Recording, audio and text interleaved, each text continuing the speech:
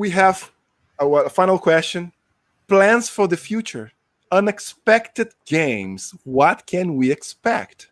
If I told you, they wouldn't be unexpected. So I mean, I started Unexpected Games last summer. Wait, no, not last summer.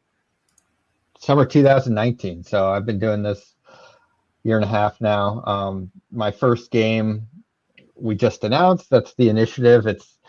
It's very different than other games that I've worked on.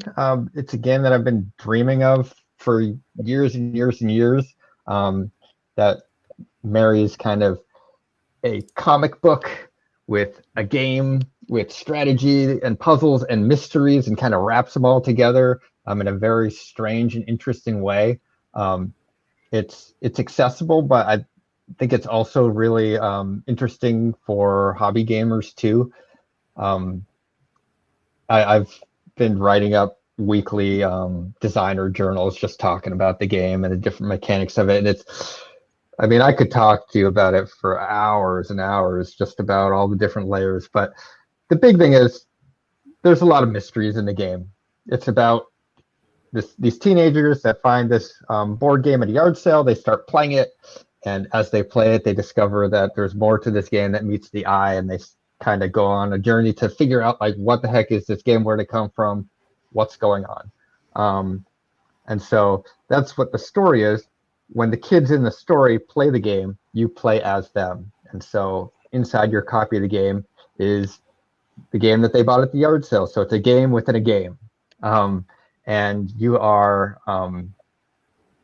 playing through these missions. In between the missions, you're reading pages from the comic book. You're going through a story. It's a campaign, and so you kind of unlock new stuff as you go throughout the story. But the last layer is just all of the like weird mysteries and clues and strange stuff in it. There's just a lot of weird secrets. For example, in the rule book, the previous owner of the game has scrawled down all of these notes in the margins of the rule book. And you're like, what is this stuff? Is any of this relevant? Some of it like isn't even in English. It's encoded. And so there's kind of this code breaking aspect to it, and you can dive deeper into the game and kind of unlock these mysterious messages and kind of figure out where they go. And so there's a story and then a game, and then there's the game beyond the game. So there's a lot going on, but it's very it's pretty straightforward and easy to get into, and the complexity kind of ramps up. It gets deeper and deeper the more you play it.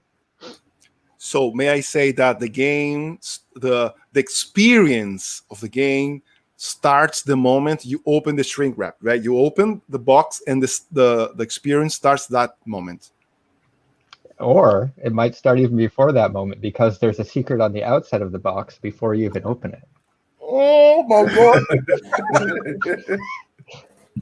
And so that was an idea of, like, if someone's in a game store and they pick up the box, I want to give them like a sense of what they can expect from this game. And so even by just picking it up, and if you read the back of the box, you're like, oh, there's something for me to discover here. You can kind of use the box to discover that.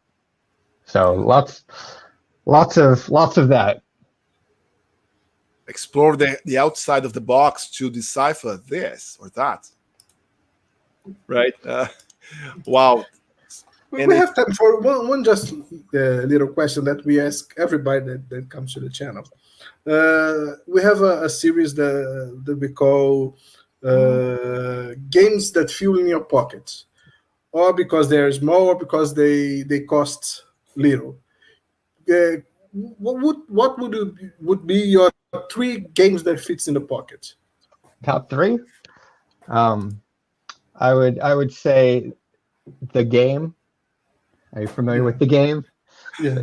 The hardest one to talk about. I mean, it's just a deck of 100 cards, but it's a game that I get a lot of mileage of, just with people coming over, playing with friends.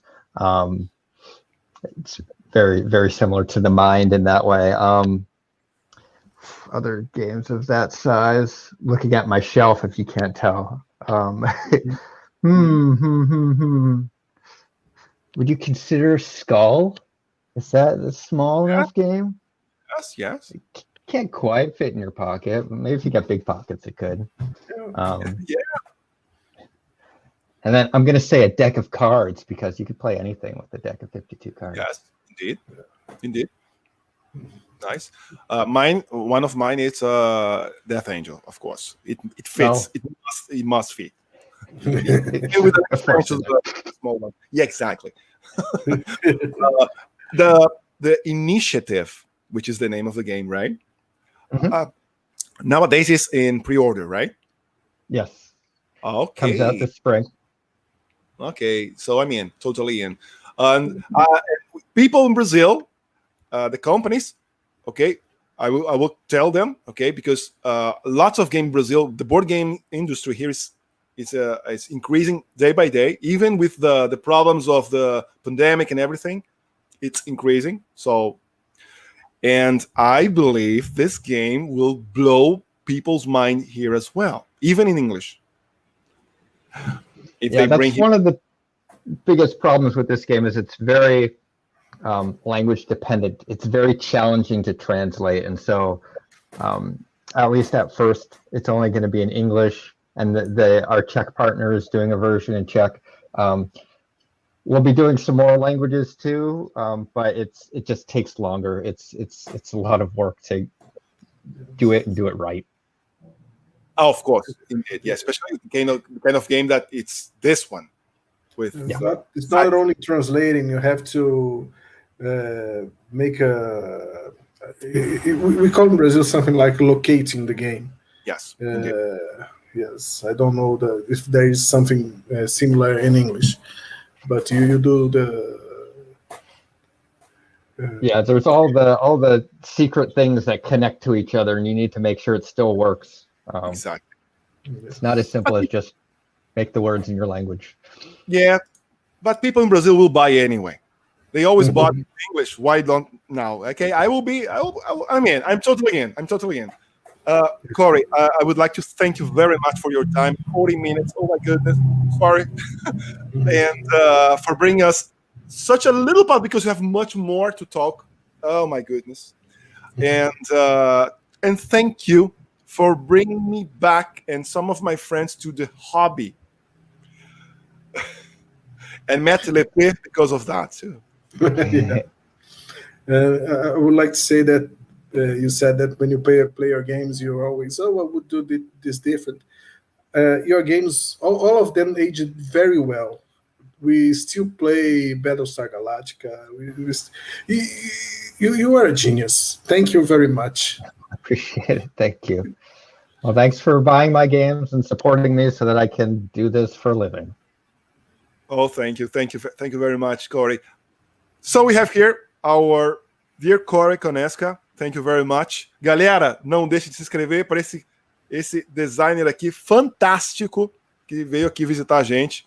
Ele tem um tempo muito curto e ele veio aqui para conversar com vocês. Ok, galera? Um abraço para todos. Thank you, Mr. Corey.